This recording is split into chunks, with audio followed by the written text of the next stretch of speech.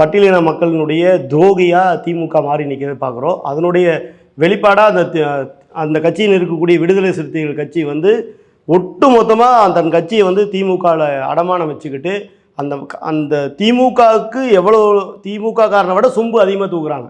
முட்டு கொடுக்குற வேலையை பார்க்குறாரா தவிர இங்கே பட்டியலின மக்கள் அடி வாங்குற உதவாங்கிற கேட்கக்கூடிய ஒரு நபரை ஏன்டா இந்த மாதிரி பண்ணுறீங்க, நீ ஏன் திருமாவளவன் உங்களை எல்லாம் எதுக்கு ஜெயிக்க வச்சாங்க இந்த மக்கள், ஏன் உங்களுக்கெல்லாம் சட்டமன்றத்தில் உறுப்பினர் உட்கார வச்சுருக்காங்க, நீங்களாம் ஏன் சட்டமன்றத்தில் இந்த மக்கள் தாழ்த்தப்பட்ட மக்களுக்காக பேச மாட்டேங்கிறீங்க அப்படின்னு கேட்ட ஒரு ஏர்போர்ட் மூர்த்தி அவர்களை அடித்ததை அநாகரிகமான செயல். இந்த ஆட்சி வந்து உண்மையாலுமே காட்டாட்சியை விட மோசமாக இருக்குது. முன்னாள் தலைவர் அண்ணாமலை அவர்கள் சொன்னது 100க்கு 100 உண்மை. அதாவது கருணாநிதியை விட மோசமானது.